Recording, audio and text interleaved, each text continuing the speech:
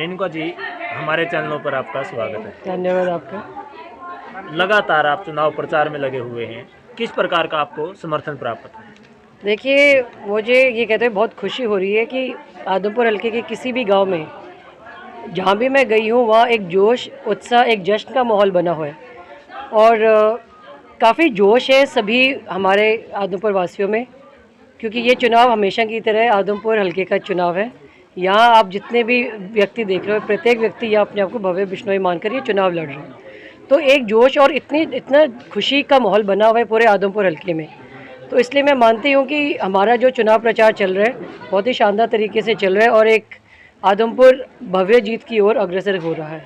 Madam, लगातार आप सत्ता में रहे हैं, कांग्रेस की बात करें या उससे पहले की बात करें, और अब लगभग 6 महीने से भी आप सरकार के अंदर हाथ है। अगर विकास की बात करें तो आदमपुर में विपक्ष का आरोप है कि विकास नहीं हो पाया। देखिए, हम सत्ता में नहीं थे ना, प्रॉब्लम ये है कि हम विपक्ष में रहे हैं पिछले 25 साल से। तो इस बार हमारा सत्ता में हिस्सेदारी है, तो हमारा भाजपा में जाने का भी यही मकसद था कि जिस प्रकार से नरेंद्र मोदी जी और मनोहर लाल खट्टर जी के कुशल नेतृत्व में जिस प्रकार से देश और प्रदेश में विकास हो रहा है और निष्पक्ष होकर मनोहर लाल खट्टर जी आशीर्वाद दे रहे हैं सभी हल्कों को, तो कुलदीप जी ने अपने कार्यकर्ताओं और समर्थकों से एक बैठक बुलाकर उनसे राय वसूला किया कि क्यों ना हम पार्टी में शामिल होकर ही मनोहर लाल खट्टर जी की हाथ मजबूत करें, ताकि जो भी विकास कार्य जो धीमी गति से चल रहे हैं आदमपुर हल्के में वो तेज़ रफ्तार पकड़ पाए। आपने कहा विकास को लेके आप पार्टी के अंदर गए हैं बीजेपी में। विपक्ष का आरोप है कि विकास तो आपने नहीं करवाना, लेकिन कहीं ईडी का डर दिखाया गया है। विपक्ष को ये सोचो, जो हम पे आरोप लगा रहे हैं, चाहे वो आम आदमी पार्टी चाहे कांग्रेस पार्टी हो, ईडी के मुकदमे तो दोनों पार्टियों के नेताओं पे चल रहे हैं, हमारे ऊपर नहीं चल रहे। तो ये गुमराह करने की बात है। उनको यही नहीं पता कि आदमपुर हल्का है सबसे जागरूक हल्का, यदि पूरे देश में कोई है तो ये आदमपुर हल्का है।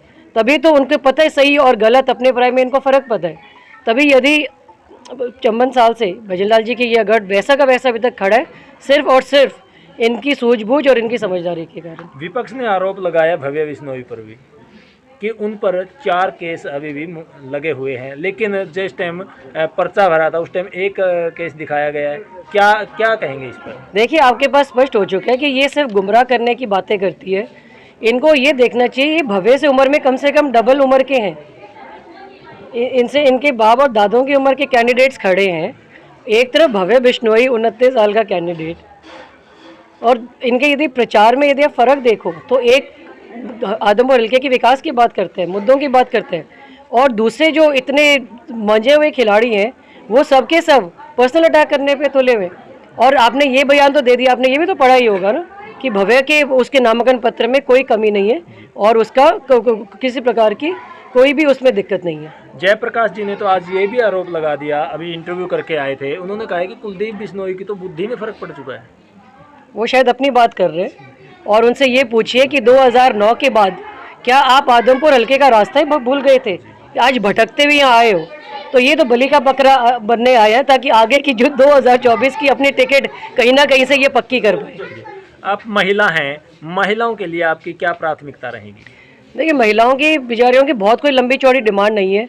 उनका सिर्फ यही है कि यदि वो ढानियों में या खेत में, गाँव में जहाँ कोई पीने के पानी की समस्या, ये पाइपलाइन नहीं पहुँच पाई, वहाँ तक उनको पीने का पानी मिल जाए, और उनको 24 घंटे बिजली चाहिए।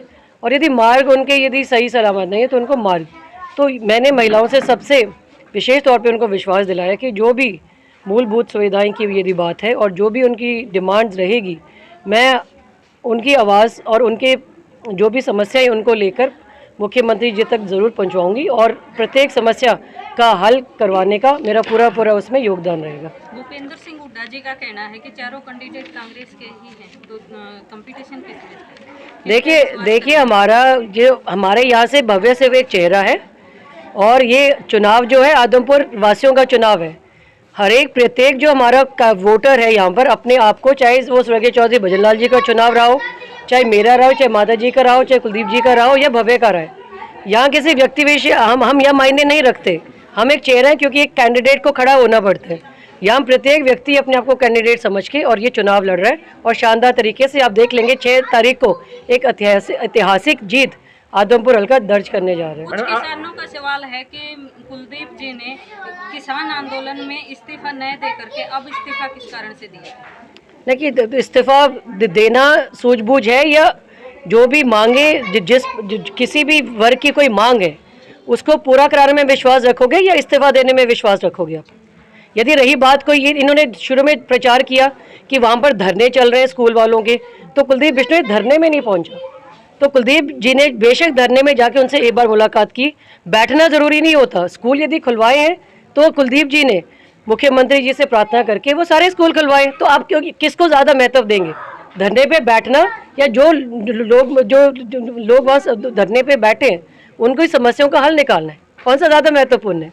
देखिए, धरने अभी भी चले हुए हैं, लेकिन हमारा आखिरी सवाल रहेगा कि आप किसको चुनौती दे रहे हैं और क्या अपील करना चाहेंगे?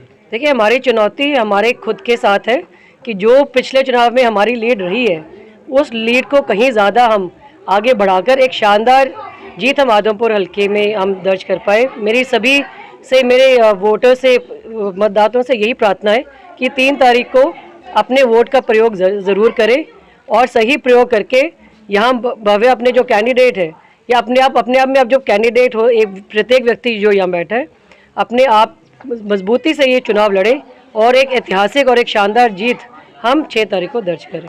तो देख सकते हैं दोस्तों, ये थे हमारे साथ रेणुका बिश्नोई जी, और देखते हैं क्या होगा, इंतज़ार रहेगा 6 तारीख का। तब तक आप बने रहें हमारे साथ।